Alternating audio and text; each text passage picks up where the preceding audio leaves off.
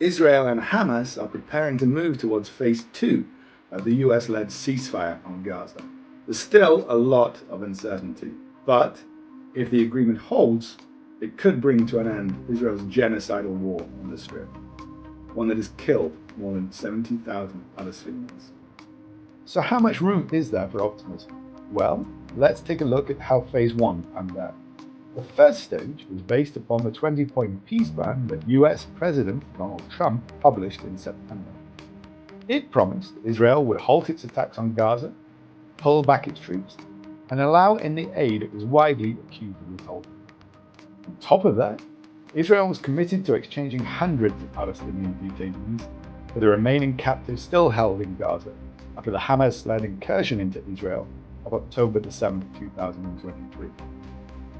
Despite those terms, Israel's killing in Gaza continues, aid remains in short supply, and the final intentions of Israeli Prime Minister Benjamin Netanyahu are also open to question.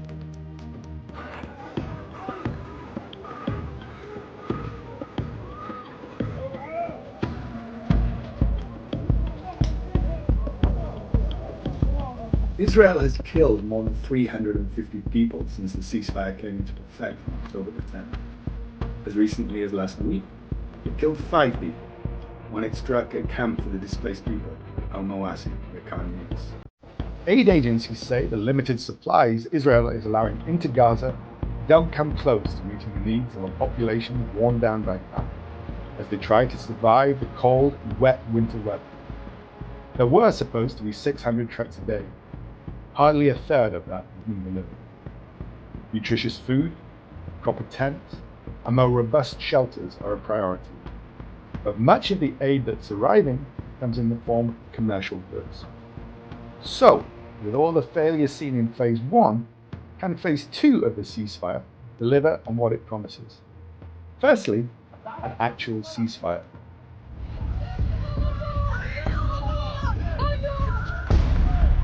هذه المشاهد متى ستنتهي في غزة؟ متى ستنتهي مشاهد قتل أطفالنا؟ إلى متى ستنتهي مشاهد قتل أطفال غزة؟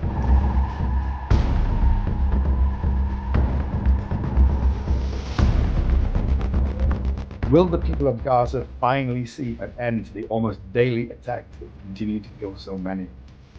And then there's the question of what the future of Gaza looks like on the ground. Currently, the enclave is separated by what's called a yellow line, dividing the Israeli-controlled zone from the Hamas-controlled zone. As Al Jazeera understands it, development is currently only slated for the Israeli-controlled zone, which contradicts Israel's stated war aim of removing Hamas, as well as much of Trump's 2020 plan. Much of what happens next depends on Benjamin Netanyahu, Israel's under-pressure prime minister. Throughout the war, he's been accused by both former allies, the families of the captives, and even US President Joe Biden of exploiting the war for his own ends. Speaking just a month after the ceasefire came into effect, Netanyahu told lawmakers that the war on Gaza was not over. Analysts tell Al Jazeera that the Israeli Prime Minister has rarely been weaker.